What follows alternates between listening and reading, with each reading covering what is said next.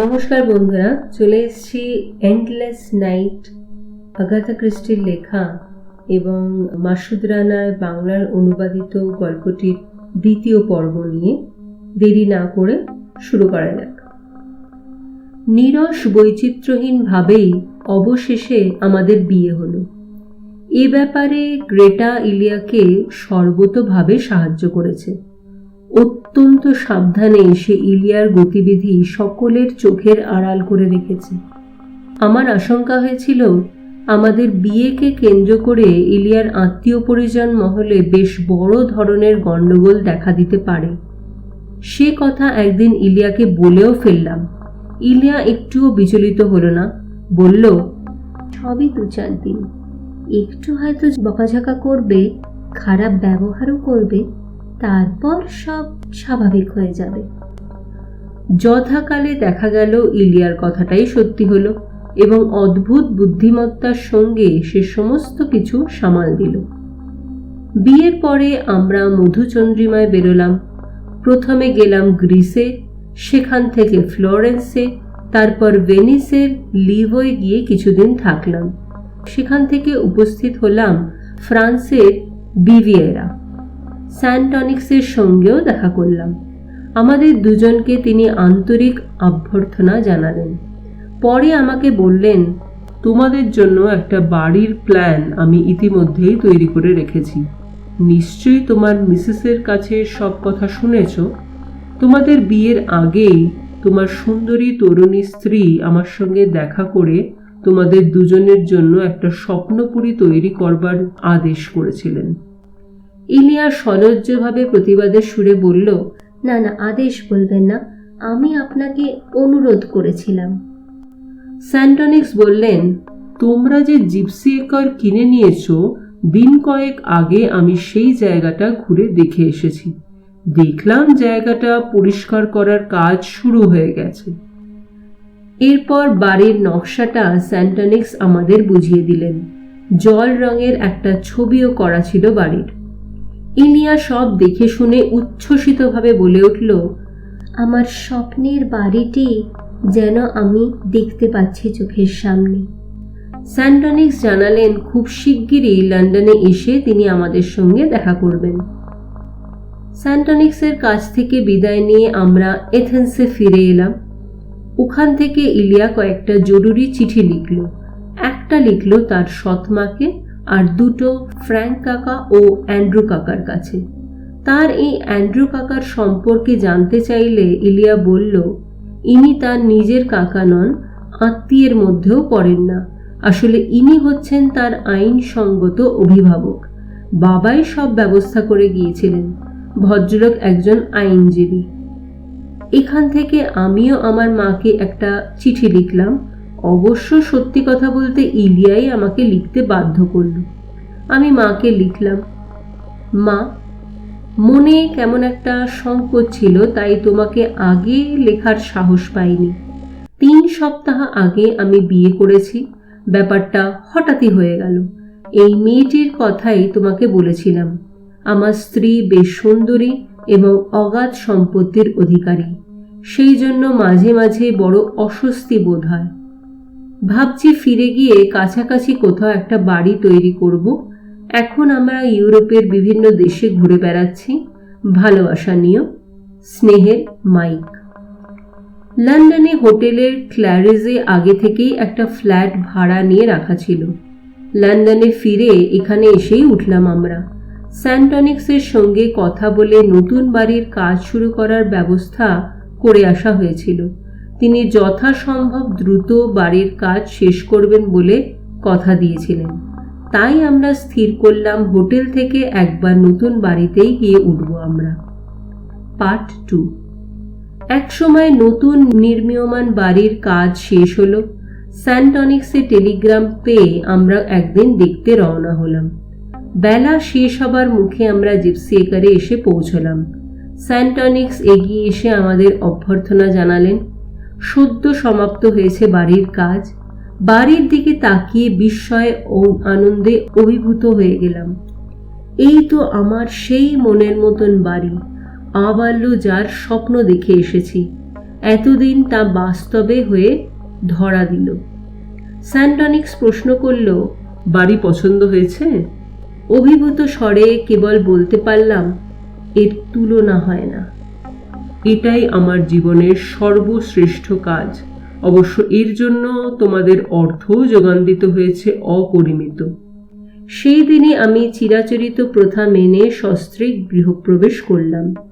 বাড়িতে প্রবেশ করে স্যান্টনিক্স আমাকে বললেন, তোমাকে একটা কথা বলি মাইক, স্ত্রীর প্রতি সর্বদা নজর রাখবে, কখনো স্ত্রীর কোনো বিপদ হতে দেবে না। ইলিয়া বলল, হঠাৎ আপনি আমার বিপদ আপদের কথা বলছেন কেন? কারণ পৃথিবীতে ভালো মানুষ যেমন আছে, তেমনি অনেক জঘন্য প্রকৃতির কুৎসিত লোকও ঘুরে বেড়ায়। বাড়িটি তৈরি করতে করতে আমি বুঝতে পেরেছি তোমার চারিদিকে জঘন্য প্রকৃতির কিছু লোক সর্বদা ঘুরে বেড়াচ্ছে। তাদের দু একজনকে আমি জিপসি একারেই দেখতে পেয়েছি। তারা এখানে এসে বাড়ির আশেপাশে ঘুরঘুর করে বেড়াতো। নোংরা ধেড়ে ইঁদুর যা করে তেমনি নাক দিয়ে গন্ধ শোকার চেষ্টা করত। সে কারণেই আমার মনে হয়েছে তোমাকে সতর্ক করে দেওয়া উচিত। এরপরে প্রসঙ্গ পাল্টে তিনি বললেন, এবারে এসো, সমস্ত বাড়িটা তোমাদের ঘুরিয়ে দেখিয়ে দিই। গোটা বাড়ি আমরা ঘুরে দেখলাম। কয়েকটা ঘর সম্পূর্ণ খালি রয়েছে, বাকি ঘরগুলো উপযুক্ত ও শৌখিন আসবাবপত্র ও ছবি দিয়ে সাজানো হয়েছে। দরজা জানলাতেও বেশ মানানসই পর্দা ঝোলানো হয়েছে। ইলিয়া বলল, বাড়িটি একটা মনের মতন নামকরণ করা বাকি রয়ে গেল। স্যান্টনিক্স বললেন, স্থানীয় লোকেরা তো এই এলাকাটাকে জিপসি একার বলে, তাই না? আমি প্রতিবাদ জানিয়ে বললাম, ও নামটা আমার একদম পছন্দ নয়। স্যান্টনিক্স বললেন, তোমার পছন্দ না হলেও স্থানীয় বাসিন্দারা কিন্তু এই এলাকাটাকে ওই নামেই ডাকবে। বাড়ি দেখা শেষ হলে আমরা বৈঠকখানায় এসে বসলাম। গৃহস্থলীর কাজকর্মের জন্য কয়েকজন দাস দাসী আগামীকাল এসে পৌঁছে যাবে। আমরা সঙ্গে করেই নৈশাহারের ব্যবস্থা নিয়ে এসেছিলাম। 3টে সুদৃশ্য ডিশে 3জনের খাবার সাজিয়ে দিল ইলিয়া। খাবারের মধ্যে ছিল ফরাসি রুটি, গলদা চিংড়ির কারি আর নুন মাখানো শুয়োরের মাংস। প্রচুর পরিমাণে পানীয় ছিল সঙ্গে। খাওয়ার ফাঁকে ফাঁকে নানা বিষয়ে গল্পও চলতে লাগলো। ঠিক সেই সময় আচম্বিতে ঘটনাটা ঘটে গেল। বাইরে থেকে এক টুকরো পাথর কাঁচের জানলা ভেদ করে আমাদের খাবারের টেবিলে এসে পড়ল। পাথর লেগে একটা গ্লাস ভেঙে গেল। এক টুকরো কাঁচ ছিটকে ইলিয়ার কপালে এসে লাগলো। এই অভাবিত ঘটনায় আমরা হকচকিয়ে গেলাম। কয়েক মুহূর্তের জন্য যেন বোধ বুদ্ধি হারিয়ে ফেললাম। তারপরে লাফিয়ে গিয়ে জানলার সামনে দাঁড়ালাম। একটানে ছিটকিনি খুলে জানলা দিয়ে বাইরের চত্বরে গিয়ে পড়লাম। স্যান্টনিক্সও আমায় অনুসরণ করলেন। আশেপাশে খুঁজে কাউকেই পাওয়া গেল না। আমরা উত্তেজিতভাবে ঘরে ফিরে এলাম। কাঁচের টুকরো লেগে ইলিয়ার কপাল সামান্য কেটে গিয়েছিল। সামান্য রক্তপাত হয়েছে। কাগজের ন্যাপকিন দিয়ে সযত্নে তা মুছে দিলাম। ইলিয়া বলল, এমন একটা কাজ কি করতে যাবে? কি উদ্দেশ্যেই বা করবে? পরিবেশটা হালকা করবার জন্য আমি বললাম, বদমাইশ ছেলে ছোকরাদের কাণ্ড ছাড়া আর কি হবে? মজা করার জন্যেই এসব উপদ্রব করে থাকে। কিন্তু ব্যাপারটা আমি সহজে মেনে নিতে পারছি না। খুবই ভীতিপ্রদ ঠেকছে। আমি বললাম, স্থানীয় বাসিন্দাদের সম্পর্কে আমরা এখনো কিছুই জানি না। কাল সকালে অনুসন্ধান করে দেখা যাবে। ইলিয়া স্যান্টনিক্সের উদ্দেশ্যে বলল, আমরা বড় লোক, অনেক পয়সা খরচ করে এই বাড়ি করেছি। এরকম ক্ষোভ থেকেই কি কেউ এমন কাণ্ডটা করলো, নাকি অন্য কোনো কারণে? মিস্টার স্যান্টনিক্স, জিপসিদের অভিশাপের গল্পটা তো আপনিও শুনেছেন। এখানে যারা বাস করতে আসবে তারাই নাকি সেই অভিশাপের শিকার হবে। তাহলে কি এসব সত্যি? ইলিয়া যথেষ্ট বিচলিত হয়ে পড়েছিল। তার দিকে তাকিয়ে স্যান্টনিক্স বললেন, আমার মনে হয় ওসব কোনো কারণ নয়। তাহলে কি কেউ আমাদের এখান থেকে তাড়িয়ে দিতে চাইছে, আমাদের দুজনের স্বপ্ন দিয়ে গড়া এই বাড়ি থেকে? আমি দৃঢ়তার সঙ্গে বললাম, আমাদের এখান থেকে কেউ উৎখাত করতে পারবে না। আমি সব রকমের নিরাপত্তার ব্যবস্থা করব। তোমার কোনো ক্ষতি কেউ করতে পারবে না। ইলিয়া পুনরায় স্যান্টানিক্সের দিকে তাকিয়ে বলল, আপনাকে তো বাড়ির কাজের সময় বেশ কয়েকদিন থাকতে হয়েছিল, তখন কি কোনোভাবে বাড়ি তৈরির কাজে বাধা সৃষ্টি হয়েছিল? বাধা সৃষ্টি হবার মতন কিছু ঘটেনি। স্যান্টানিক্স বললেন, অত বড় একটা বাড়ি তৈরি হলো, সামান্য দু একটা ঘটনা ঘটা তো অস্বাভাবিক কিছু নয়। কাজের সময় মই থেকে পড়ে গিয়ে একজন মজুর চোট পেয়েছিল, আর একজন মজুরের হাত ফসকে একটা পাথরের বোঝা তার পায়ের ওপর পড়েছিল। একজনের পায়ের আঙুলে পেরেক ফুটে বিষিয়ে উঠেছিল। এগুলো উল্লেখ করবার মতন মারাত্মক কিছু ঘটনা নয়। আর কিছু ঘটেনি? না ইলিয়া, আমি তোমাকে শপথ করে বলতে পারি, বললেন স্যান্টানিক্স। আমার কেবলই সেই জিপসি বুড়ির কথা মনে পড়ছে। প্রথম দিনেই দেখা হতে সে আমার মনে একটা ভয় ধরিয়ে দিয়েছিল, আমাকে এখানে আসতে নিষেধ করেছিল। ইলিয়া বলল, ওই ছিটেল বুড়ির কথা বাদ দাও তো, আমি বললাম। আমরা যেখানে বাড়ি তৈরি করেছি, বিশেষ করে এই জায়গাটা সম্পর্কে বুড়িলি আমাদের সাবধান করে দিয়েছিল, আমরা এখানেই থাকবো, কারোর সাধ্য হবে না আমাদের এখান থেকে উৎখাত করতে। বেশ রাগত ভঙ্গিতেই ইলিয়া কথাগুলো বলল। আমিও তাকে সমর্থন জানিয়ে বললাম, তুমি নিশ্চিন্তে থাকো, সেই সুযোগ কেউ পাবে না। সেদিন এভাবে আমরা অদৃশ্য নিয়তিকে চ্যালেঞ্জ জানিয়েছিলাম। পার্ট 3। জিপসি একারের নতুন বাড়িতে এভাবেই আমাদের দুজনের জীবন শুরু হয়েছিল। বাড়িটার একটা জুৎসই নাম খুঁজে পাওয়ার জন্য যথেষ্ট চেষ্টা করে যাচ্ছিলাম দুজনে। ইলিয়া মনের সব দ্বিধা ঝেড়ে ফেলতে পেরেছিল। পরদিন ইলিয়া আমাকে বলল, জায়গাটার নাম বদলের চেষ্টা করব না আমরা? জিপসি একারি নাম রাখবো। সম্পত্তিটা এখন আমাদের। জিপসিরা কবে কি বলেছে না বলেছে তাতে আমাদের কি এসে যায়? প্রতিবেশীদের সঙ্গে পরিচিতি হওয়ার জন্য সেদিন আমরা হেঁটে গ্রামের দিকে রওনা হলাম। জিপসি বুড়ির ঝুপড়ির কাছে এসে দেখা গেল তার দরজায় তালা ঝুলছে। একজন প্রৌঢ়াকে পথে পাওয়া গেল। তাকে জিজ্ঞেস করতে জানালো অন্য কোথাও গিয়ে থাকবে।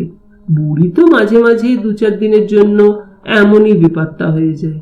জিপসিদের স্বভাবই ওরকম, এক জায়গায় বেশি দিন থাকতে পারে না। বৃদ্ধা জানতে চাইল, পাহাড়ের উঁচুতে নতুন বাড়িটা আপনারাই কি তৈরি করেছেন? আমি সায় দিয়ে বললাম, সবে গত রাত্রেই আমরা এখানে এসে পৌঁছেছি। আপনাদের ওই জায়গাটা খুব সুন্দর, ওই বাড়িটাও সুন্দর। জিপসি একারের চেহারাটাই পাল্টে দিয়েছে, তবে চারপাশটা খুবই নির্জন। অনেকেই আবার অমন গাছপালা ঘেরা জায়গায় বেশি দিন থাকতে চায় না। জায়গাটাকে লোকে এত ভয় পায় কেন? ইলিয়া জানতে চাইল। তাহলে গল্পটা আপনাদের কানেও পৌঁছেছে।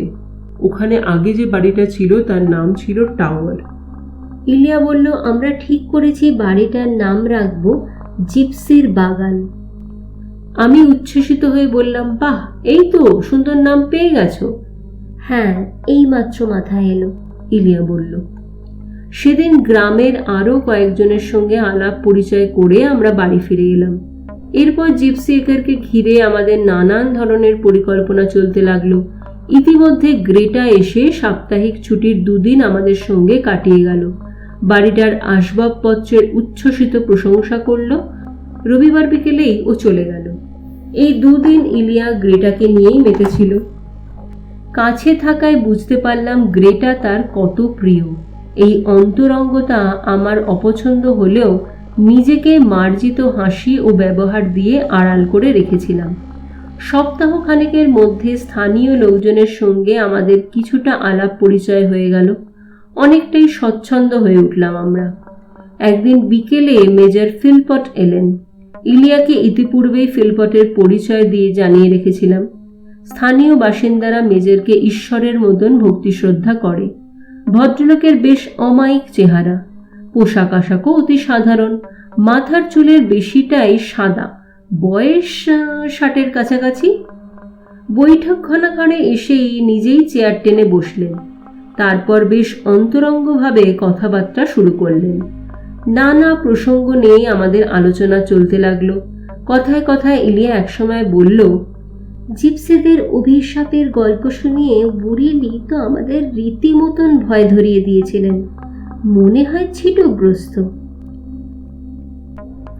বুড়ি এন্থার এমনিতে বিশেষ উপদ্রব করে না, আমি ওকে কুড়েটার ব্যবস্থা করে দিয়েছিলাম। যুবক যুবতীদের দেখতে পেলে পয়সার লোভে তাদের ভবিষ্যতের কথা শুনিয়ে খুশি করবার চেষ্টা করে। কিন্তু আমাদের তো আশা ভরসার কোনো কথাই শোনালো না। নানাভাবেই সাংঘাতিক ভয় ধরিয়ে দেওয়ার চেষ্টা করলো। ও তো আমাদের এখানে আসতেই নিষেধ করেছিল। মেজর ভুরুটা কুঁচকে বললেন, ব্যাপারটা আমার কাছে খুবই অবাক লাগছে।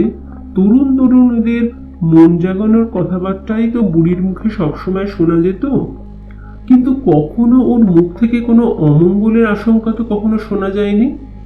খানিক বিরতির পর মৃদু হেসে মেজর পুনরায় বললেন, আমার ছেলেবেলায় এই অঞ্চলে অনেক জিপসিদের আস্তানা ছিল।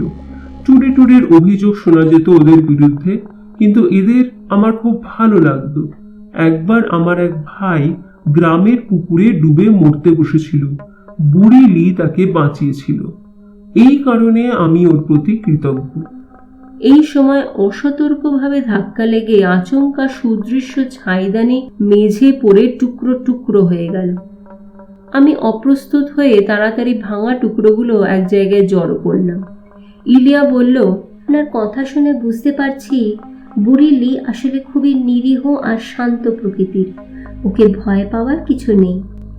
মেজর ভুরু কুঁচকে জিজ্ঞেস করলেন, ওকে আপনাকে কোনো ভয়ের কথা বলেছিল?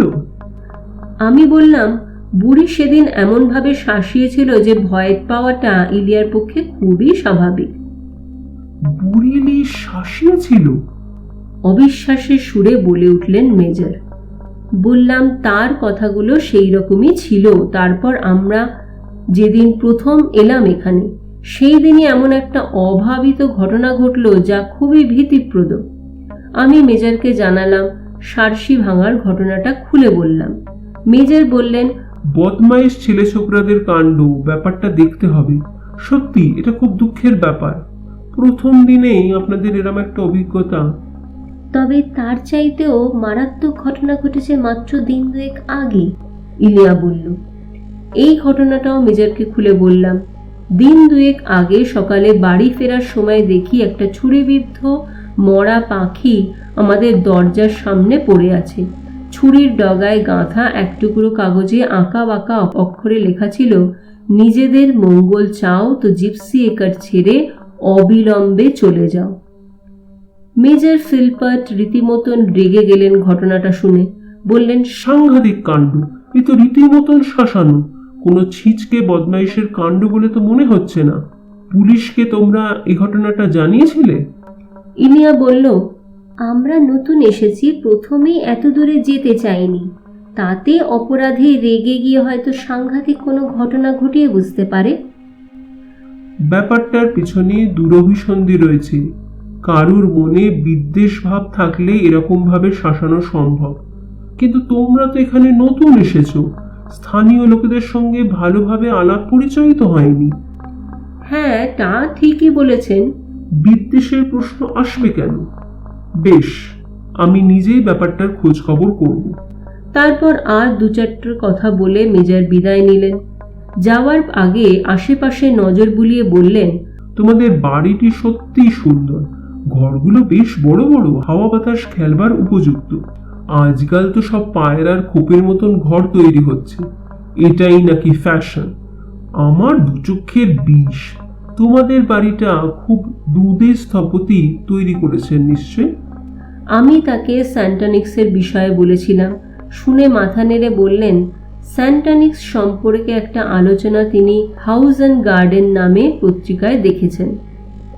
বাড়ি ছাড়বার আগে তিনি আমাদের একদিন তার বাড়িতে যাবার আমন্ত্রণ জানিয়ে গেলেন। নিজের গাড়ি চেপেই এসেছিলেন মেজর ফিলপট। একটা স্প্যানিয়েল কুকুর দেখলাম রয়েছে গাড়ির মধ্যে। গাড়িটা অবশ্য পুরনো। মেজরের আন্তরিক ব্যবহারে আমরা মুগ্ধ হয়েছিলাম।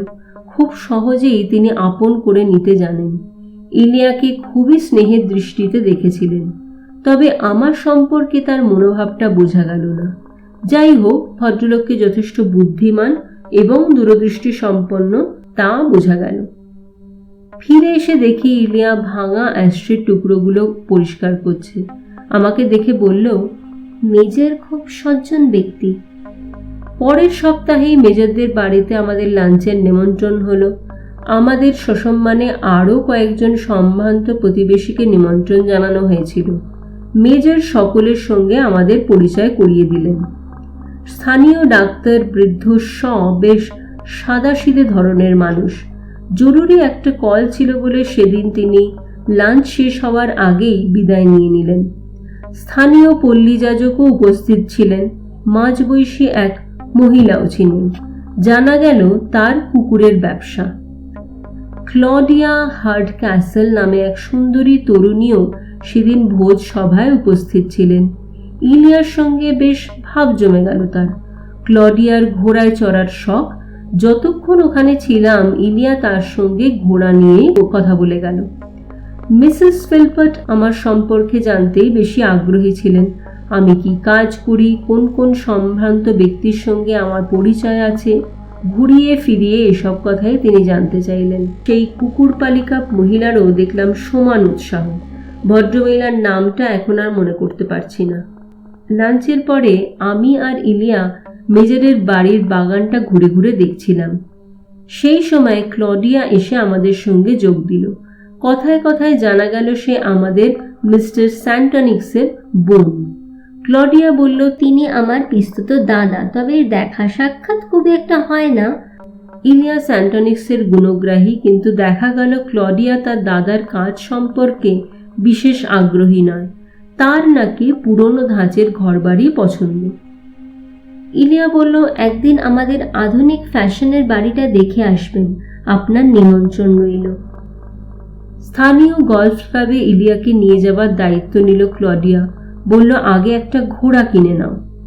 মেজর তার আস্তাবলটা আমাদের ঘুরিয়ে দেখালেন। ক্লডিয়া সম্পর্কে তিনি জানালেন, মেয়েটি খুবই সাহসী, একপাল কুকুর নিয়ে একাই জঙ্গলে ঘুরে বেড়ায়, কিন্তু জীবনটাকে কাজে লাগাতে পারল না। এক আমেরিকান ভদ্রলোককে পছন্দ করে বিয়ে করেছিল, কিন্তু মাসখানেকের মধ্যেই দুজনের ছাড়াছাড়ি হয়ে গেল। এখন সে নিজের পদবি ব্যবহার করে আর বিয়ে থা করবে না ঠিক করেছে। খুব আনন্দের মধ্যেই কাটলো সময়টা। এক সময় বিদায় নিয়ে বাড়ি ফিরে এলাম আমরা। পার্ট 4। বিশ্ব সংসার থেকে বিচ্ছিন্ন হয়ে আমরা নির্জন জিপসি একারে এসে ঘর সংসার পেতেছিলাম। দুজনে এখানে একান্তে নিশ্চিন্তে বসবাস করব, এই ছিল আশা। কিন্তু অজ্ঞাতবাসের সুখ আমাদের সইল না। ইলিয়ার সৎমা কোরা দেখা দিলেন মূর্তিমান অভিশাপের মতন। একের পর এক চিঠি, শেষের দিকে ঘন ঘন তার পাঠিয়ে উত্তক্ত করতে লাগলেন। ইলিয়ার নতুন বাড়ি নাকি তার খুব পছন্দ হয়েছে। তিনি ঠিক করেছেন ইংল্যান্ডেই এরকম একটা বাড়ি করবেন। ইলিয়া যেন জমি বেচাকেনার দালালদের সঙ্গে যোগাযোগ করে। একদিন সশরীরে আবির্ভাব ঘটল তার। আমাদের এখানে থেকেই জিপসি একারের আশেপাশে পছন্দ মতন জায়গায় খোঁজ করে বেড়াতে লাগলেন। শেষ পর্যন্ত কিংস্টন বিশপ থেকে মাইল 15 দূরে একটা জায়গা তার পছন্দ হলো। যথারীতি এরপরে নতুন জায়গায় বাড়ি তৈরির প্ল্যানটা ইত্যাদি নিয়ে ব্যস্ত হয়ে পড়লেন। এরকম একটা ব্যাপার আমাদের মোটেই ভালো লাগবার কথা নয়, কিন্তু আমাদের আপত্তি জানাবার কোনো উপায় ছিল না। কয়েকদিন পরে কয়েকটা জরুরি তার এলো ইলিয়ার নামে। জানা গেল তার ফ্র্যাঙ্ক পিসে প্রতারণার ঘটনার সঙ্গে জড়িয়ে পড়ে জেলে যেতে বসেছেন। তার সংকট মোচনের জন্য প্রচুর অর্থের প্রয়োজন। এই সঙ্গে আরও একটা ঝামেলার সংবাদও এসে পৌঁছল। ইলিয়ার ব্যবসা নিয়ে জটিলতার সৃষ্টি হয়েছে। এই সমস্ত বৈষয়িক ঝামেলা আমার মাথায় ঢুকতো না, তাই আমি নাক গলাবার চেষ্টা করলাম না। এই সব ঝুট ঝামেলা মীমাংসার জন্য ইলিয়াকে ঘন ঘন কিছুদিন ইংল্যান্ড যাতায়াত করতে হলো। এরই মধ্যে একটা ব্যাপার আমরা আবিষ্কার করলাম। যে সম্পত্তিটি আমরা কিনেছিলাম সেটা ছাড়াও আশেপাশের কিছু জমি ও গোটা পাহাড়ের অনেকখানি আমাদের সম্পত্তিরই অন্তর্ভুক্ত হয়েছিল। বন জঙ্গলে ঘেরা এই অঞ্চলটি আমরা ঘুরে বেড়াতে শুরু করলাম। পায়ে চলার কোনো পথ এদিকে ছিল না। ঝোপঝাড়ের মধ্যে দিয়ে পথ করে নিতে হচ্ছিল আমাদের নিজেদেরই। বন বাদার ঘুরে বেড়াবার সময় এক জায়গায় একটা পায়ে চলা পথের চিহ্ন খুঁজে পেলাম একদিন। বোঝা যাচ্ছিল দীর্ঘদিন এই পথ ব্যবহার হয়নি। বহু পরিশ্রম স্বীকার করে পথটার শেষ আমরা খুঁজে বের করলাম। নানা আকার আকৃতির পাথরের চাঙড়ের মাঝখানে ভাঙাচোরা একটা ঘরে গিয়ে শেষ হয়েছে পথটা। ঘন জঙ্গলের ভেতরে লোকজনের সংস্পর্শের বাইরে এমন একটা ঘর আবিষ্কার করতে পেরে বেশ রোমাঞ্চিত হলাম আমরা, যেন একটা অ্যাডভেঞ্চারের স্বাদ পাওয়া গেল। দীর্ঘদিন অব্যবহৃত ঘরটা আমরা লোকজন ডেকে সারাই করিয়ে নিলাম। আশপাশটাও ঝোপঝাড় কেটে পরিষ্কার করে নেওয়া হলো। দিন কয়েকের মধ্যেই নতুন জানলা দরজা লাগিয়ে ঘরটা বসবাসযোগ্য করে নেওয়া হলো। মাঝে মাঝে এখানে এসে যাতে বিশ্রাম নেওয়া যায় সেই জন্য আসবাবপত্র নিয়ে আসা হলো। তবে যাতায়াতের পথটা ইচ্ছে করে পরিষ্কার করলাম না। আমার মনে হলো জায়গাটা লোকজনের দৃষ্টির আড়ালে রাখাই ভালো। সেই সঙ্গে আমি ইলিয়াকে সতর্ক করে দিতেও ভুললাম না। বললাম, তোমার সৎ মা কোরাকে কিন্তু ভুলেও এই ঘরের সন্ধান দিও না। কোরা সেই সময় দিন কয়েকের জন্য আমাদের এখানেই অবস্থান করছিলেন, সেই কারণে ইলিয়াকে বিশেষ করে সতর্ক করার প্রয়োজন ছিল।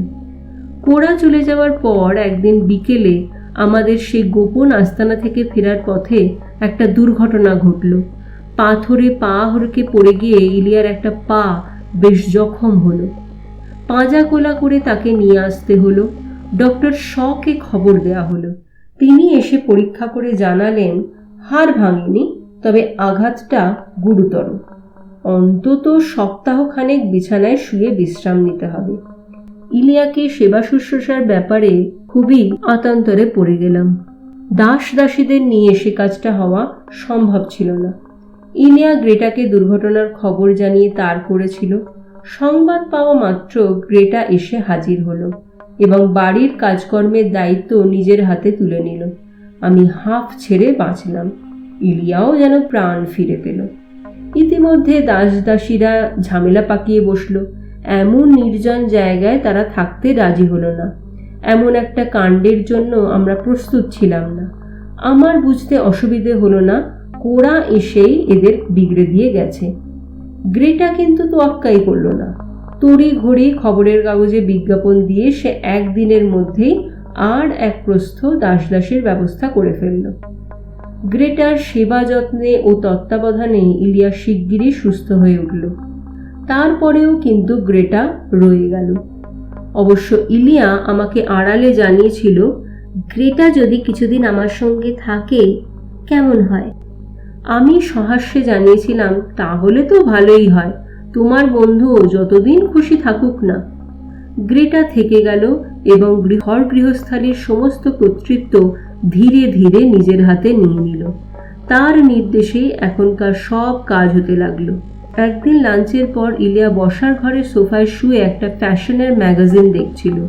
বাইরের বারান্দায় মুখোমুখি চেয়ারে বসে আমি আর গ্রেটা গল্প করছিলাম। এই সময় একটা বিষয় নিয়ে আমাদের মধ্যে তীব্র মতবিরোধ উপস্থিত হলো। সেই থেকে কথা কাটাকাটির সূত্রপাত। কেউ কারোর গো ছাড়ছিলাম না। ফলে উত্তপ্ত কথাবার্তা ব্যক্তিগত আক্রমণের পর্যায়ে চলে গেল। তীব্র ঝাঁজের সঙ্গে দুজনেই দুজনকে বেশ দুচার কথা শুনিয়ে দিলাম। গ্রেটা যে ক্ষমতাপ্রিয়, ইলিয়াকে সুকৌশলে নিজের কবজায় করে ফেলেছে, এসব কথাও যথেষ্ট তিক্ততার সঙ্গে আমার মুখ দিয়ে বেরিয়ে গেল। সেদিনই প্রথম দেখলাম সুন্দরী গ্রেটা রেগে গেলে কি ভয়াবহ রূপ ধারণ করতে পারে। শেষ পর্যন্ত অসুস্থ শরীরে ড্রয়িং রুম থেকে বেরিয়ে এসে ইলিয়া আমাদের সামাল দিল। ইলিয়া কেমন বিহ্বল হয়ে পড়েছিল। সোফায় নিয়ে ওকে বসিয়ে দেওয়ার পর বলল, মাইক, তুমি যে মনে মনে গ্রেটাকে এমন ঘৃণা করো আমি আগে ধারণা করতে পারিনি। ইলিয়াকে সান্ত্বনা দেবার চেষ্টা করলাম। বললাম, রেগে গেলে আমি হিতাহিত জ্ঞান হারিয়ে ফেলি। মুখ দিয়ে কি বেরোয় তা আমি নিজেও জানি না। এ নিয়ে তুমি ভেবো না, আমি গ্রেটার কাছে ক্ষমা চেয়ে নেব। শেষ পর্যন্ত গ্রেটার কাছে মার্জনা ভিক্ষা করার ব্যাপারটা নিষ্পত্তি করেছিলাম। অনেক সাধ্য সাধনার পর গ্রেটা আমাদের সঙ্গে থাকতে রাজি হলো। ডক্টর শ এসে জানিয়ে দিয়ে গেলেন, ইলিয়া সম্পূর্ণ সুস্থ, এখন স্বচ্ছন্দে হাঁটাচলা করতে পারে। তবে উঁচু নিচু পথে হাঁটাচলা করার সময় আহত গোড়ালিটা পুরো কাপড় দিয়ে জড়িয়ে নিতে হবে। কথায় কথায় ডাক্তারের কাছে আমি জানতে চাইলাম ইলিয়ার শরীর বা হার্ট সম্পূর্ণ সুস্থ কিনা। আমার এই প্রশ্নটা করার কারণ হলো, একদিন গ্রেটা আমাকে জানিয়েছিল ইলিয়া ক্রমশই দুর্বল হয়ে পড়ছে। ডক্টর শ ইলিয়াকে পরীক্ষা করে সম্পূর্ণ নিশ্চিন্ত হয়ে বললেন, শরীরে কোনো দিক থেকে ইলিয়ার দুর্বলতার কোনো চিহ্ন নেই, সে সম্পূর্ণভাবেই সুস্থ। আমি নিশ্চিন্ত হলাম। ইলিয়াও স্বস্তির নিঃশ্বাস ফেলে বলল, গ্রেটা আমার শরীর স্বাস্থ্য নিয়ে অযথাই উদ্বিগ্ন হয়। স্থানীয় অধিবাসীদের সঙ্গে ক্রমশই ইলিয়ার বেশ বন্ধুত্ব সম্পর্ক গড়ে উঠল। বিশেষ করে ক্লডিয়া হার্ড ক্যাসেল এখন প্রতিদিনই আমাদের এখানে আসে। ইতিমধ্যে ইলিয়া একটা ঘোড়া কিনেছে, দুজনে মিলে মাঝে মাঝে ঘোড়ায় চড়ে ঘুরে বেড়ায়। ঘোড়ায় চড়ার ব্যাপারে আমি ততটা উৎসাহী নই, যদিও আয়ারল্যান্ডের এক আস্তাবলে কিছুদিন কাজ করেছি আমি। এখন মাঝে মাঝে মনে হয় ঘোড়া চড়াটা শিখে নিলে মন্দ হয় না। ইলিয়া ছোটবেলা থেকেই ঘোড়া চড়ায় অভ্যস্ত। ঘোড়ায় চড়ে ঘুরে বেড়াতে বিশেষ আনন্দ পায় ও। গ্রেটাও তাকে এ ব্যাপারে উৎসাহ যোগায়। ক্লডিয়ার পরামর্শেই একটা বাদামি রঙের ঘোড়া কিনেছিল ইলিয়া। তারপর থেকেই সপ্তাহে 2-3 দিন সে সকালে উঠে ঘোড়া নিয়ে বেরোতো। ঘর গৃহস্থলীর কেনাকাটার প্রয়োজন থাকলে গ্রেটা নিজেই গাড়ি নিয়ে মার্কেট কর্ডওয়েলে চলে যেত। একদিন দুপুরের খাওয়ার টেবিলে বসে ও বলল, আজ সকালে এক ডাইনির মতন দেখতে বুড়ি আমার পথ আগলে ছিল। ক্রমাগত হর্ন শুনিয়েও রাস্তার মাঝখান থেকে সরছিল না। ফেরার পথেও বুড়ি একই কাণ্ড করল। আমি বুঝতে পারলাম জিপসি বুড়ি লিয়ের সঙ্গে দেখা হয়েছিল গ্রেটার।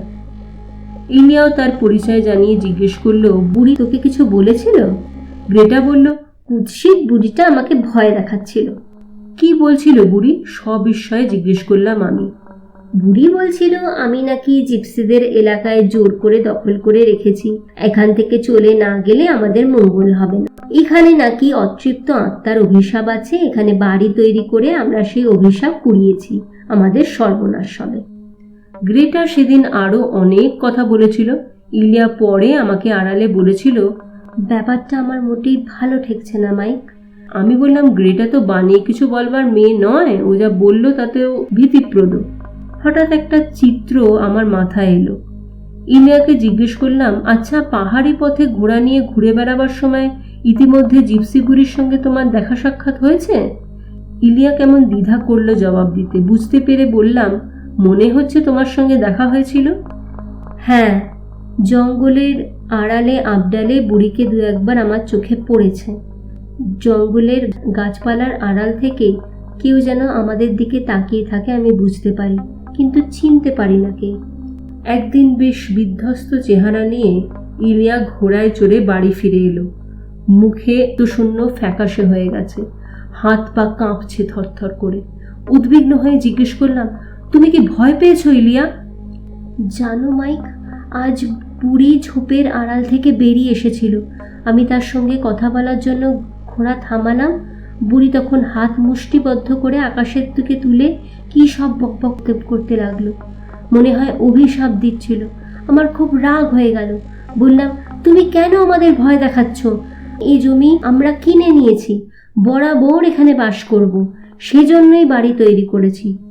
বুড়ি তেজের সঙ্গে বলল, এ জমি কখনো তোমাদের নয়, এ জমি জিপসিদের। তোমাকে আগেও আমি সাবধান করেছি, আজ শেষবারের মতন সাবধান করে দিলাম। আমি দেখতে পাচ্ছি তোমার বাঁ কাঁধের পেছনে মৃত্যু থাবা বাড়িয়েছে। আর দেরি নেই, তুমি যে ঘোড়াটার ওপর চড়ে আছো তার একটা পা সাদা। এটা কিসের লক্ষণ জানো? মৃত্যু। মৃত্যু। এত সাধ করে জিপসিদের জমিতে যে বাড়ি বানিয়েছো, সেই বাড়িও ধ্বংসস্তূপে পরিণত হবে। কথাগুলো বলতে বলতে ইলিয়া ভয়ে উত্তেজনায় কাঁপতে লাগলো। বারবার তার ঠোঁট শুকিয়ে আসতে লাগলো। গ্রেটাও বেশ বিচলিত হয়ে পড়ল। আমিও আর হেসে উড়িয়ে দিতে পারলাম না। বুড়ি দেখছি খুব বাড়াবাড়ি শুরু করেছে, এর একটা সুরাহা করা এক্ষুনি দরকার বলে আমি বাড়ি থেকে বেরিয়ে পড়লাম। বুড়ি লির সঙ্গে আগে কথা বলবো ঠিক করেই রেখেছিলাম, কিন্তু ঝুপড়িতে তাকে পাওয়া গেল না। সরাসরি চলে এলাম থানায়। থানার ভারপ্রাপ্ত অফিসার সার্জেন্টিনের সঙ্গে ইতিপূর্বে আমার পরিচয় হয়েছিল। বেশ বুদ্ধিমান ও বিবেচক ব্যক্তি। আমার সব কথা তিনি মনোযোগ দিয়ে শুনলেন। তারপর জানালেন, বুড়ি লিকে নিয়ে আগে কোনো ঝামেলায় পড়তে হয়নি। এখন দেখছি ওকে ডেকে একটু শাসিয়ে দেওয়ার দরকার হয়েছে। আপনি নিশ্চিন্তে থাকুন মিস্টার রজার, বুড়ি আর এমন ব্যবহার করতে সাহস পাবে না। সার্জেন্ট কিনকে ধন্যবাদ জানিয়ে যখন উঠে আসছি তখন তিনি হঠাৎ জিজ্ঞেস করলেন, একটা কথা জিজ্ঞেস করবো মিস্টার রজার? আচ্ছা, আপনার বা আপনার স্ত্রীর ওপর কেউ প্রতিহিংসা পরায়ণ হয়ে উঠতে পারে, এমন ঘটনা কিছু ঘটেছে? আমি বিস্মিত হয়ে জিজ্ঞেস করলাম, আপনি হঠাৎ এমন প্রশ্ন করছেন কেন? আমার কাছে একটা খবর আছে। আজকাল বুড়ি বেশ পয়সা কড়ি খরচা করতে পারছে। কি করে এসব করছে তার কোনো হদিশ পাইনি। ব্যাপারটা আমার কাছে খুবই অদ্ভুত ঠেকছে। আমার ধারণা আপনাদের এই অঞ্চল থেকে বিতাড়িত করতে চায় এমন কোনো অজ্ঞাতনামা ব্যক্তি বুড়িকে টাকা জোগাচ্ছে। এইরকম একটা ব্যাপার বেশ কয়েক বছর আগে এখানে ঘটেছিল। এক ব্যক্তি টাকা দিয়ে বুড়িকে হাত করেছিল। উদ্দেশ্য ছিল এক প্রতিবেশীকে উৎখাত করা। গ্রামে অশিক্ষিত কুসংস্কারচ্ছন্ন মানুষজনের মধ্যে বুড়ির উদ্ভট ও ভয় দেখানো কথাবার্তা সহজেই প্রভাব বিস্তার করে, আর বুড়ির মতন দরিদ্র লোকজনের অর্থের প্রলোভন দেখিয়ে সহজেই বশ করা যায়। আমি বললাম, আমরা তো এই অঞ্চলে নবাগত, এখনো সকলের সঙ্গে আলাপ পরিচয় পর্যন্ত হয়নি। ঠিক আছে, আমি দেখছি ব্যাপারটা। সার্জেন্ট বললেন। সার্জেন্টের কথায় বেশ বিভ্রান্ত হয়ে পড়েছিলাম, খুব বিরক্তও লাগছিল। শান্তিভঙ্গের এমন অনাহূত কাণ্ড কেন ঘটছে বুঝতে পারছিলাম না। গেট দিয়ে ঢুকতেই গিটারের শব্দ কানে এলো। ইলিয়া তার স্প্যানিশ গিটারটা সঙ্গে নিয়ে এসেছিল। মাঝে মাঝে গিটার বাজিয়ে গুনগুন সুরে গান করতে ভালোবাসেও। গিটারের সঙ্গে সেই গান শুনতেও বেশ ভালো লাগে। ভাবলাম কিছুক্ষণ বাইরে অপেক্ষা করব, এই সময় হাজির হয়ে ওকে বাধা দেব না। এমন সময় ব্যাপারটা চোখে পড়ল আমার। দেখলাম কে একজন বাইরে দাঁড়িয়ে বৈঠকখানা ঘরের জানলা দিয়ে উকিঝুঁকি মারার চেষ্টা করছে। কে হতে পারে ভাবতে ভাবতে এগিয়ে গেলাম। আগন্তুক পায়ের শব্দ পেয়ে ঘুরে দাঁড়ালেন। চিনতে পেরে স্বস্তির নিঃশ্বাস ফেললাম। স্বয়ং মিস্টার স্যান্টনিক্স। ওহ, আমি তো ভয় পেয়ে গিয়েছিলাম মশাই। অনেকদিন আপনার কোনো খবর পাইনি, এখানে কবে এলেন? স্যান্টনিক্স আমার কথার কোনো জবাব দিলেন না। হাত ধরে টেনে নিঃশব্দে জানলা থেকে দূরে সরিয়ে নিয়ে আনলেন আমাকে। চাপা উত্তেজিত কণ্ঠে তিনি বললেন, তুমি মেয়েটাকে এখানে ঢুকতে দিলে কেন? ও কি বরাবরের মতন এখানেই এসে উঠেছে? আমি বিস্মিত হয়ে জিজ্ঞেস করলাম, আপনি কার কথা বলছেন? আমি জানতাম এরকম একটা ঘটনা ঘটবে। আমি গ্রেটা মেয়েটার কথা বলছি। তুমি জানো ও কি সাংঘাতিক প্রকৃতির মেয়ে? আমি হতবাক হয়ে তাকিয়ে রইলাম মিস্টার স্যান্টনিক্সের মুখের দিকে। নিশ্চয়ই ও বিনা নিমন্ত্রণেই এখানে এসে গেড়ে বসেছে। তুমি কিন্তু সহজে ওকে এখান থেকে নড়াতে পারবে না। কোনো রকমে বলার চেষ্টা করলাম, ইলিয়া হঠাৎ পা মুচকে অসুস্থ হয়ে পড়েছিল। তার সেবা শুশ্রূষার জন্যই দিন কয়েকের জন্য গ্রেটা এখানে এসেছে। ইলিয়া এখন সুস্থ হয়ে উঠেছে। মনে হয় খুব শিগগিরই গ্রেটা নিজের কর্মস্থলে ফিরে যাবে। তুমি দেখছি তাহলে কিছুই জানো না। ওর উদ্দেশ্য যেন তেন প্রকারে এখানে থাকা। বাড়িটা তৈরি হওয়ার সময়ও বার কয়েক এখানে এসেছিল বলে আমি জানি। ইলিয়ার ইচ্ছে ওর বান্ধবী ওর সঙ্গে এখানেই থাকে, আমি বললাম। মেয়েটা তো শুনেছি বেশ কিছুদিন থেকে ইলিয়ার কাছে রয়েছে। ইলিয়ার মতন অমন সরলমতি মেয়েকে ধুরন্ধর মেয়েটা খুব সহজেই কবজা করে নিয়েছে। কথাটা আমার অজানা নয়। ইলিয়ার অভিভাবক মিস্টার লেপেনকটও একবার গ্রেটার সম্পর্কে এরকমই মন্তব্য করেছিলেন। স্যান্টনিক্স ফের বললেন, তোমারও কি ইচ্ছে মেয়েটা বরাবরের মতন এখানে থেকে যাক? আমি বিরক্তির সুরে বললাম, আমি তাকে জোর করে বার করে দিতে পারি না। গ্রেটা আমার স্ত্রীর সবচেয়ে প্রিয় বন্ধু। আমার এক্ষেত্রে কি বলার থাকতে পারে? স্যান্টনিক্স অদ্ভুত দৃষ্টিতে আমার দিকে তাকিয়ে রইলেন। আমিও বোঝবার চেষ্টা করছিলাম তার এমন অদ্ভুত কথার কারণটা কি। আচমকা তিনি বলে উঠলেন, তুমি বুঝতে পারছো না মাইক, খুব বিপজ্জনক পথে পা বাড়াতে চলেছ। বলতে বাধ্য হচ্ছি, গ্রেটাকে নিয়েও তোমার সম্পর্কে আমার সন্দেহ জাগে, কিন্তু মেয়েটার মনোবল তুমি জানো না। এবারে আমি স্পষ্টতই বিরক্তি প্রকাশ না করে পারলাম না। ঝাঁজের সঙ্গেই বললাম, কি সব আপল তাপল বকে চলেছেন আপনি? দেখো মাইক, আমি অনেকক্ষণ ধরে জানলার বাইরে দাঁড়িয়ে দুজনকেই লক্ষ্য করছি। দুজনের ঘনিষ্ঠতা খুবই গাঢ়। এদের মধ্যে তোমাকে একজন বহিরাগত ছাড়া অন্য কিছু মনে হয় না। তুমি কি তা বুঝতে পারছো না? এসব কথা আপনি ভাবছেন কি করে? আমি ইলিয়ার স্বামী। এরকম বহিরাগতের মতন প্রশ্ন আসে কোথা থেকে? আমার বক্তব্য তুমি কোনোদিনই বুঝতে পারবে না। যা দেখছি তুমি তোমার নিজের সম্পর্কেই ঠিক ঠিক ওয়াকিবহল নাও। এবারে আমি রূঢ় স্বরে বললাম, দেখুন মিস্টার স্যান্টনিক্স, এটা ঠিক যে আপনি একজন প্রথম শ্রেণীর স্থপতি, কিন্তু তাই বলে তাতে কি কোনো সন্দেহ আছে? এই বাড়িটা আমার সর্বশ্রেষ্ঠ কীর্তি। প্রাণ মন ঢেলে এটা তৈরি করেছি আমি। তুমি আর ইলিয়া দুজনে মিলে এই বাড়িতে সুখে শান্তিতে বসবাস করবে, এটাই আমি চাই। আমাকে বলা হয়েছিল সেরকম। আমার অনুরোধ, তোমাদের মধ্যে তৃতীয় কারোর প্রবেশ ঘটতে দিও না।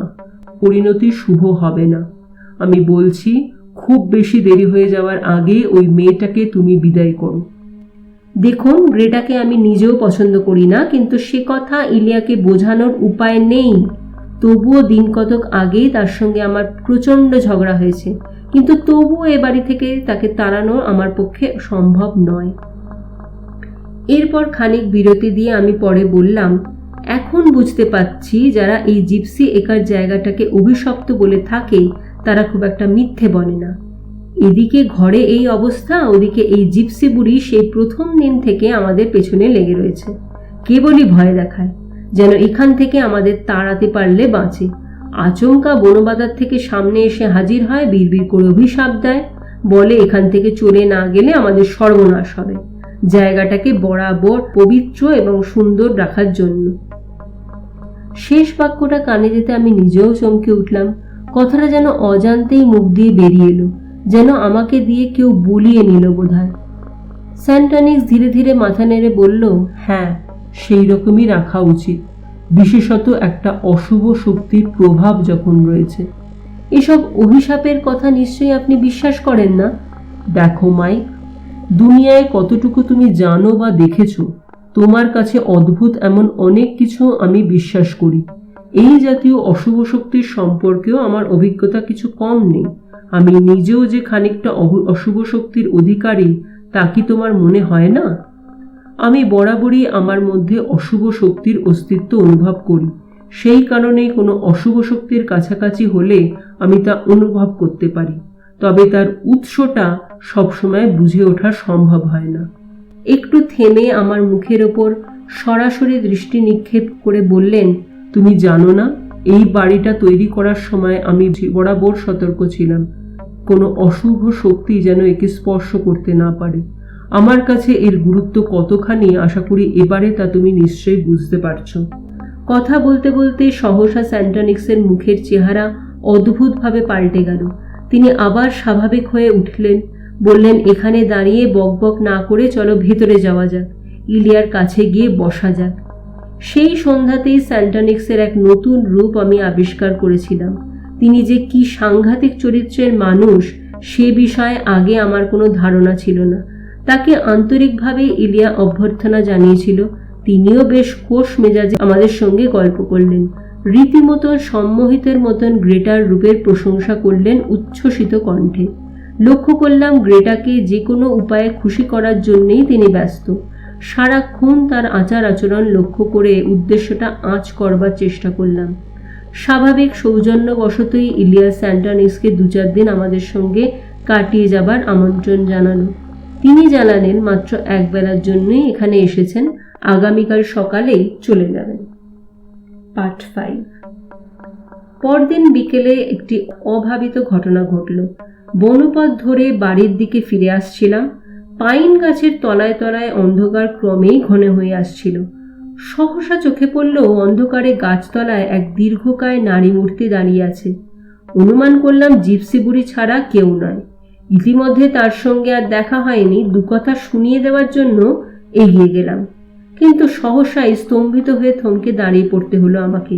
দেখি স্থির নিশ্চলভাবে দাঁড়িয়ে আছে আমার মা। হায় ভগবান!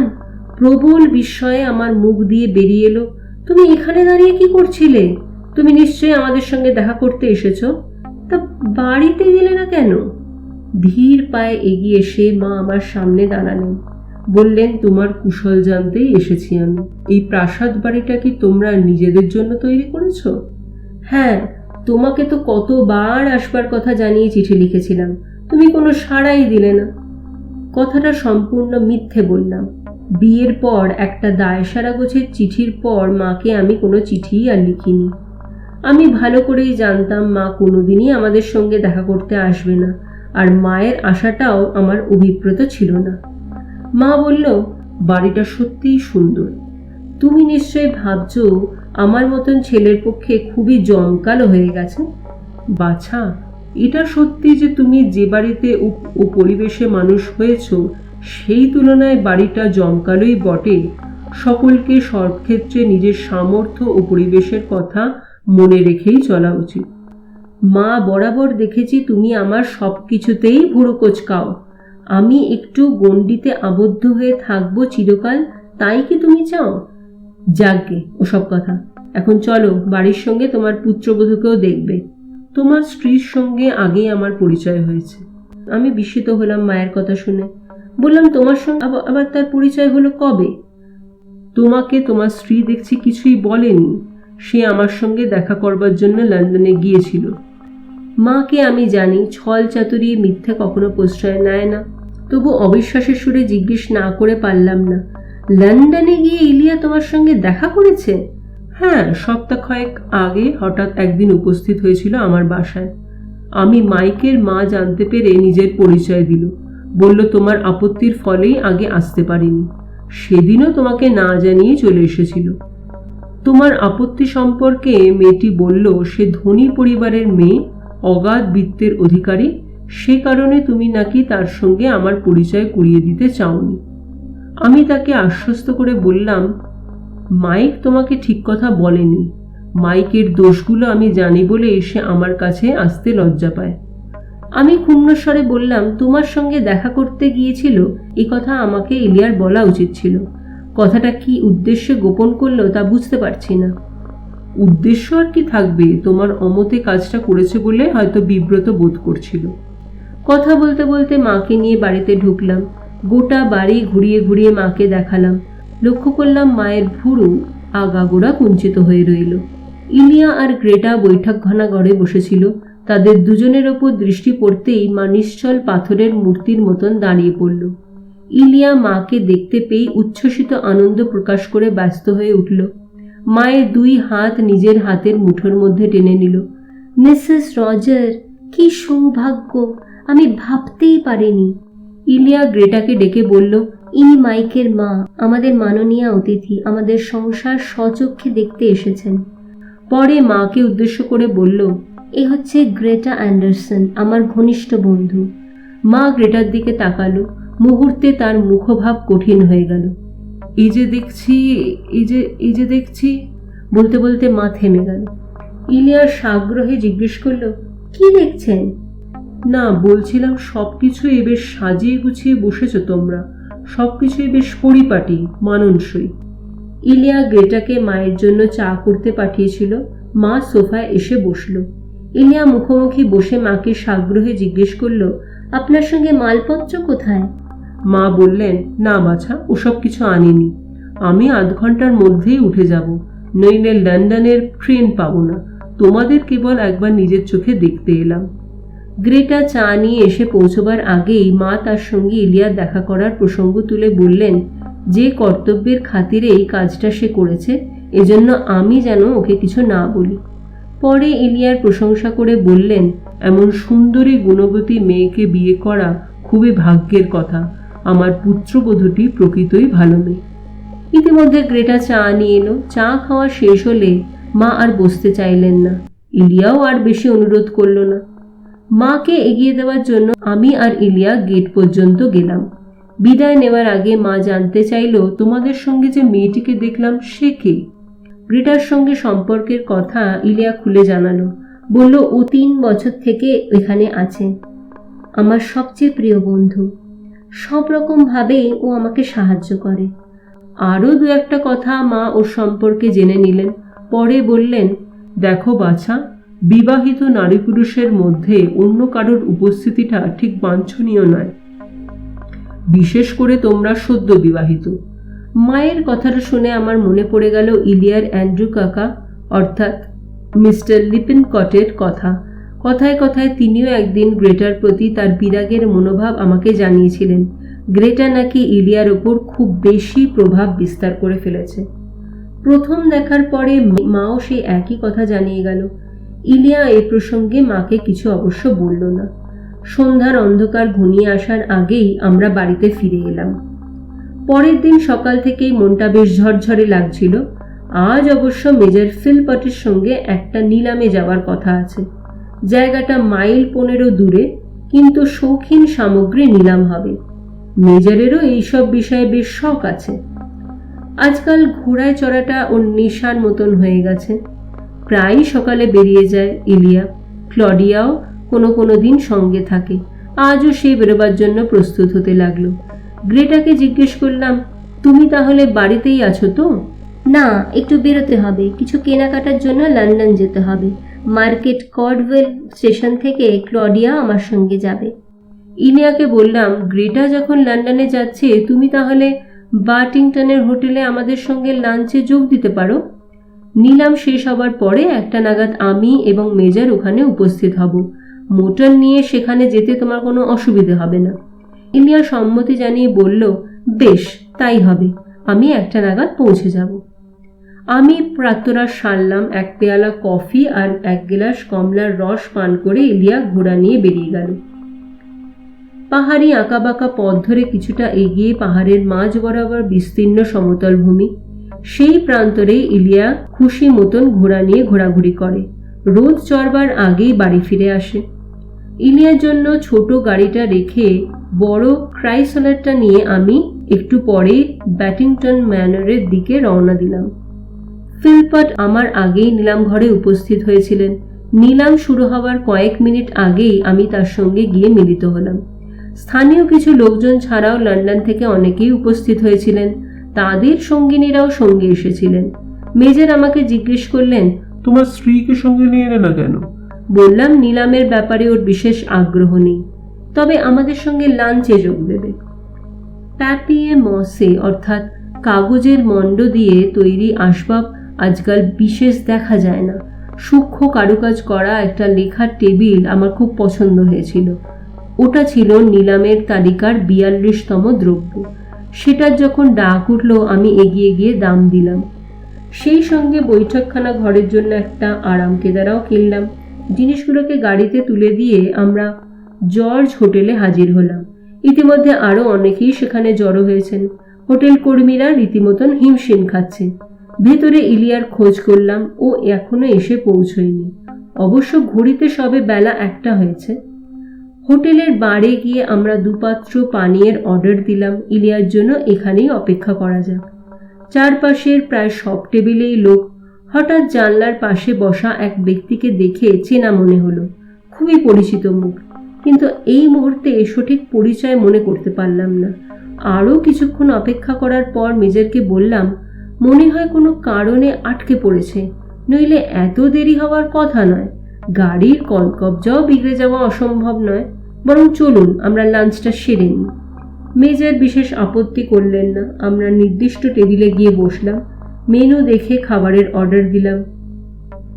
মেজর বললেন, এই লাঞ্চের ব্যাপারটা ইলিয়া ভুলে যায়নি তো? একটা টেলিফোন বরং করে দেখতে পারো। ঠিক মনে করেছেন, তাহলে অন্তত মানসিক উদ্বেগ কমবে। আমি উঠে কাউন্টারে ফোনটার দিকে এগিয়ে গেলাম। ফোনটা ধরল আমাদের পরিচারিকা মিসেস কার্সন। সে জানালো মিসেস রজার তো এখনো বাড়ি ফেরেননি। সে কি, ঘোড়া নিয়ে বেরিয়ে? হ্যাঁ, সকালবেলা বেরিয়ে যাওয়ার পরে এখনো তিনি বাড়িতে আসেননি, আমাদের কিছু বলেও যাননি। খুবই দুর্ভাবনায় পড়ে গেলাম। মিসেস কার্সনকে জর্জ হোটেলের ফোন নাম্বারটা জানিয়ে বললাম, ইলিয়ার কোনো খবর পেলেই যেন সঙ্গে সঙ্গে আমাকে ফোন করে। টেবিলে ফিরে এলাম। আমার মুখের দিকে তাকিয়ে মেজরের চোখেও উদ্বেগের ছায়া পড়ল। আমি বিব্রত কণ্ঠে জানালাম যে ইলিয়া এখনো বাড়ি ফেরেনি। অন্যদিন তো 1.5-2 ঘন্টার মধ্যেই ফিরে আসে। মেজর আমাকে ভরসা দিয়ে বললেন, চিন্তার কোনো কারণ নেই, কোনো কারণে কোথাও হয়তো আটকে গিয়ে থাকবে।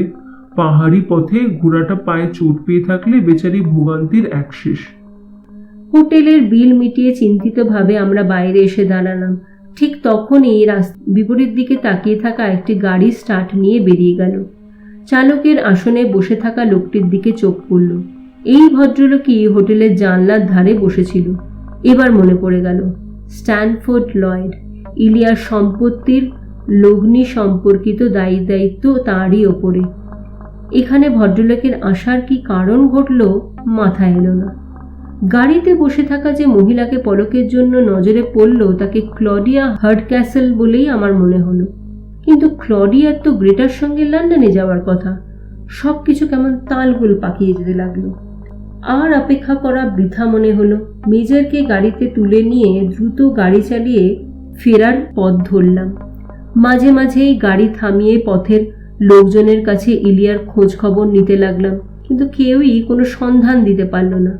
জিপসি একারের কাছাকাছি এসে খেতে কাজ করা একটা লোকের কাছে জানা গেল, ঘন্টা দুয়েক আগে একজন সওয়ারবিহীন একটি ঘোড়াকে পাহাড়ি পথ ধরে ওপরে যেতে দেখেছে।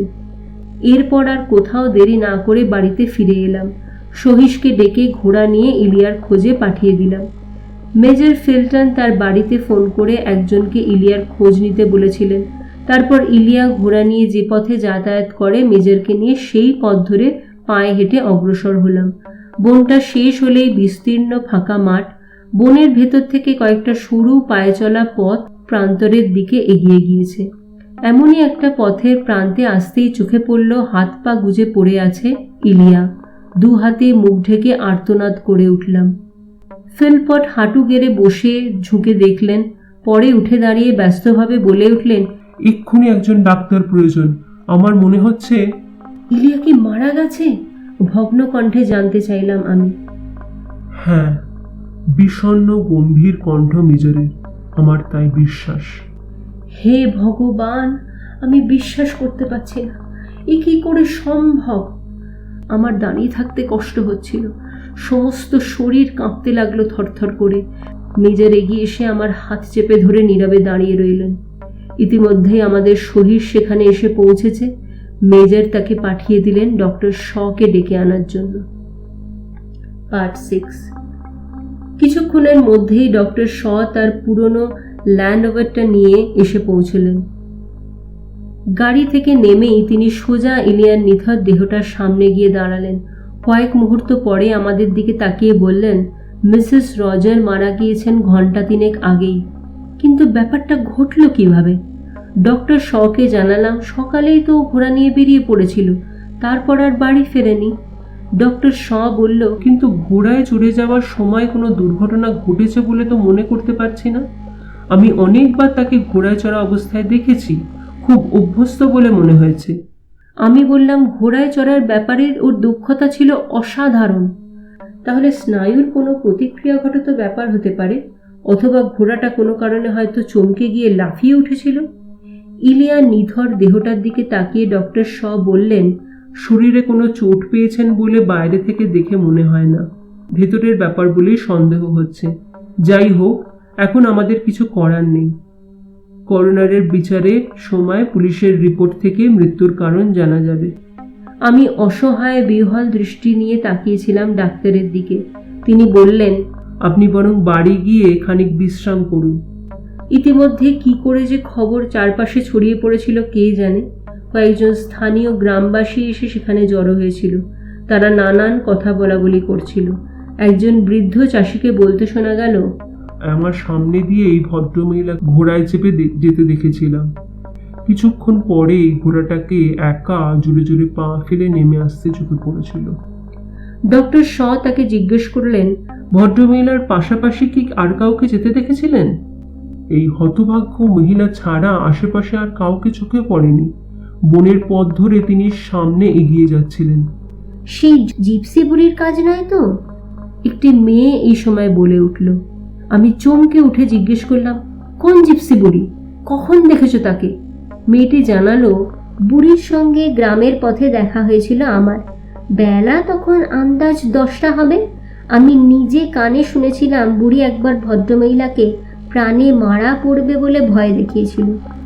তবে কি জিপসির অভিশাপ? আপন মনে বিড়বিড় করে উঠলাম আমি।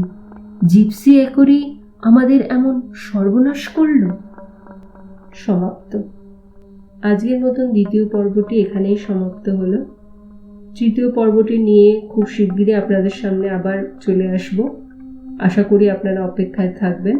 আজকের মতন বিদায়। ভালো থাকবেন।